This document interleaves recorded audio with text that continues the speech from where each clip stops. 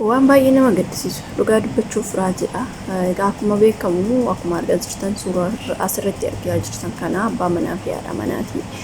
Halkan kaleessaa ajjeesee abbaa manaatii fi haadha manaati ajjeesee biraa badee jedhan.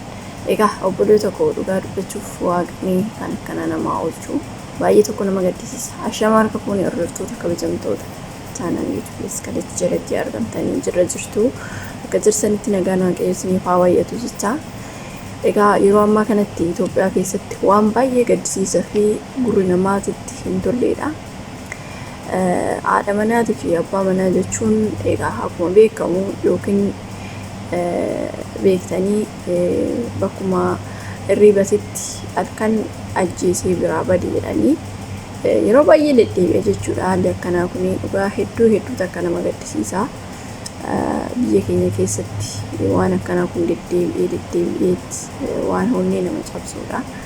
Egaa dhugaa mucayyoon tuni reefu kan biyya Arabaatii galte yoo taatu dhiyeenya gaa'ela godhatanii walitti dabalamanii ji'oota muraasa keessatti kan inni ajjeesee jedhanii. Egaa yaa ta'u malee beektanii birrii kana fixeetu dubartoonni keenya yookiin shamarran keenya abbaa manaa keessan dhugaa dubbachuuf keessattuu immoo yeroo fakkeenyaaf haadha manaa abbaa manaa taatanii jechuudha. Waa'ee qarshii kana qarshii keessanii gaafa hunda irratti ergu osoo hin taane akkaantii baafattanii akkaantii keessanii irratti illee galfachaa osoo deemtanii wanta inni ittiin hojjetu qofa. Amma fakkeenyaaf mana ijaaruu ta'ee kan mana ittiin ijaaru san qofa ergitanii gimaash ammoo gara akkaantii keessaniitti irratti yoo ergattanii gaariidha. Maaliif sababbiin isaa har'a kinoo dhugaa dubbachuuf wajjiniin jiraatanii takkanatti deebi'ee bineensa itti ta'ee ishee nyaatee jechuudha. Egaa dhugaa dubbachuuf akka jedhanitti inni alaa waan daa'ima qabuu fi mucattiin tuni waggaa dheeraa biyya Arabaa keessa turte.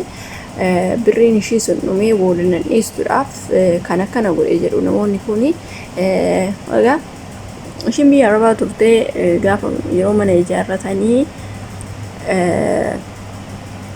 ijaarratanii isheen immoo gara biyya Arabaatii dhufte. Yeroo dhuftu kanatti inni yookiin immoo daa'ima alaa qaba.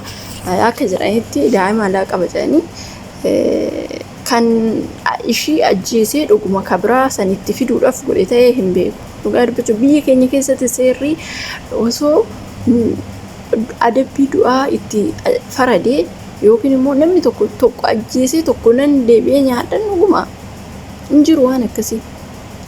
Ishii qabeenya ishiitirraa amma ajjeesee kabraa sanitti fidee dhuguma ishee wajjin nyaachuudhaaf waan akkanaa kun hin jiru. Egaa seerri biyya keenya keessatti dhugaa dubbachuu fi seerri biyya keenyaa sirrii miti. Maaliif osoo kan ajjeesan adabbii du'aa itti murteessee isarree akka ajjeefamu taasisee namoonni yeroo baay'ee akkanatti hin deddeebi'an. Yeroo baay'ee akkuma argaa jirtan dhugaa dubbachuu fi waggaa tokko keessatti namoota meeqa dhagaa baanaa dhagaa oollaa jechuudha. Waggaa tokkotti keessatti haadha manaa fi abbaan manaa wal ajjeesanii dhagaa oolla. Odoo adabbii du'aa itti faradee yeroo sanitti nama san ajjeesee namoonni kun akkanatti ittiin deddeebi'anii jechuudha. Kunoo haan hidhameeyyuu waan haadha manaa ajjeesee hidhame inni boruu waggaa 2 waggaa 3 hidhameetu kaffaltii qarshii yoo qabaate qarshii kaffalee ba'a jechuudha. Mootummaan biyya keenyaa maal godhaa? Qarshii argannaan namni akka barbaadetti jiraataa jechuudha. Namni qarshii hin qabne qofa kan du'u. Waan akkanaa kun sirrii miti. Egaa obboloota koo ijoolleen shamarranii waan akkanaa kanarraa of eeggannoo godhaa isiniin jechuun barbaada. Maaliif jennaan namoota bakka isiniif hin taane beektanii waaqayyo dhugaa dubbachuuf seexanuma. Yeroo takkas tidaarii keessatti waan akkanaa dhagahuun baay'ee tokko abdii nama gaddisiisa yookiin immoo baay'ee nama gaddisiisa. Yookiin irraa fagaachuudha. Namoota akkana nama akkana irraa fagaachuudha. Waaqayyo dhugaa dubbachuuf carraa akkanaa waan namaaf hin kennine ganama nama gaariitti nama qabu. Egaa dhugaa dubbachuuf biyya ormaa keessatti qubattee maal jettee bu'aa bayii hedduu agartee gaafa galtee immoo boqonnaa dhabdee kan dhaarte san dhabdu osoo nyaatiin irraa dhabamtu hedduu takka nama gaddisiisaa jechuudha. Akka kiyyaatti waan yaadu jechuudha. Kanaafiyyuu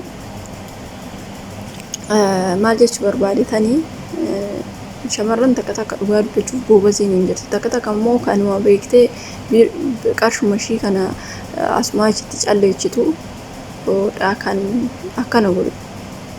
Maaliif ani dhugaa dubbachuuf namtichi kun amma osoo qarshii ishii san yookiin maatii ishii yookiin immoo akkaantii ishii irratti ergattee silaa amma yeroo kanatti biraa deemtee itti boqachuu illee dandeessi jechuudha.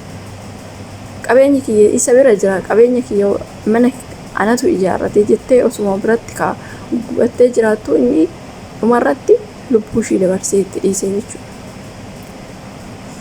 Kanaafuu waaqayyoon akkanaa nama oolchuu of eeggannoo godhaa isiniin jechuu barbaada. Namoota akkanaa, namoota tibiitanyaa akkanaa, dhiira tibiitanyaa akkanaa ijoolleen keenya irraa of eegaa. Keessattuu warreen dhugaa dubbachuuf waan isaan beekne osoo waan isaan beekne ijoolleen amma ani waan tokko isinii dhaama obboloota koo hanga dhumaatti nan dhaggeeffadha. Egaa shamarran takka takka osoo waa'ee isaa osoo waan isaan beekin odoo biyya isaa hin beekin garuma miidiyaatirraan wal bartee kan yeroo galtu boolitti wajjin hin galtu waan kana sirritti gadi fageenya yaadi. Maaliif tokkoffaan osoo asii beektee kan ergu kan biyya arabaa erguu maatii isheen kan galtu nama biraa wajjin waan akkanaa kun yeroo baay'ee akkuma argaa jirtan sinuma miidha malee maatii keessa miidha yookiin immoo nama biraa miidhaa miti suma kan miidhamu. Maaliif dhiirri tokko waan akkanaa kan dhugaa dubbachuuf yoo of kabachiiste maatii keetis kabachiiste si kabajee maatii keetillee kabajaa jechuudha. Gaafa immoo ati akkanatti waan kana raawwattee maatii keellee hin kabajuu sillee hin kabajuu booddee dhuma kee gadaantuu taataa jechuudha. Namoonni akkanaa si galee kan maatiin kee osoo hin kabajamin gara keetiin dhufu sirrii miti. Kanaafiyyuu sirriitti of eeggannoo godhaa isiniin jedha obboloota. Waaqayyoon akkana nama oolchuu kan duute obboleetti keenya immoo waaqayyo lubbuu ishee amaaru. Egaa yeroo baay'ee waan akkanaa kanatu ta'amaa jira. Keessattuu dubartoonni kan miidhamu dubartootuma qarshuma isheetiif jecha qabeenyuma isheetiif jecha dafquma isheetiif jecha dafqitee gubattee ifatamtee maal jettee biyya ormaa keessatti akkaataa qarshiin tun itti dhuftu hin beektu. Akkaataa nuti itti dhuftu akkaataa nuti itti iffinnu hin beektu hundi keessanuu warreen biyya arabaa keessa jirtanii. So qabeenyuma keessa irratti gaafa ajjeefamtu yookiin immoo duutu baay'ee tokko dhugaa dubbachuuf nama gaddisiisaa jechuudha. Kanaafiyyuu jalqabuma ati of eeggannoo godhii qabeenya kee kan qabdu qarshii kee kan qabdu abbaa manaa kee hanga feete jaaladhu riyaa kee amma feete jaaladhu garuu immoo qarshiin kee anuma keeti. Maaliif yoo waa ittiin kan hojjettu taate qofa kan qarshii gara isaatti dabarsitu jechuudha.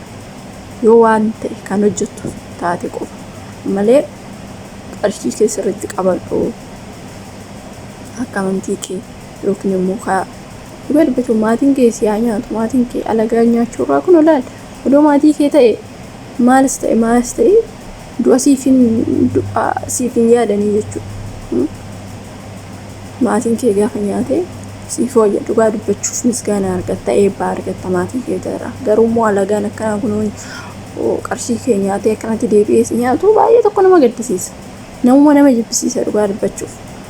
Kanaafiyyuu sirriitti of eeggannoo godhaa. Alagaan alagumaa maaltu alagaadhaan fira jedhee kan jedhasanii. Kanaafiyyuu alagaan alagaadha. Of eeggannoo godhaa isiniin jedhaa turte gaarii.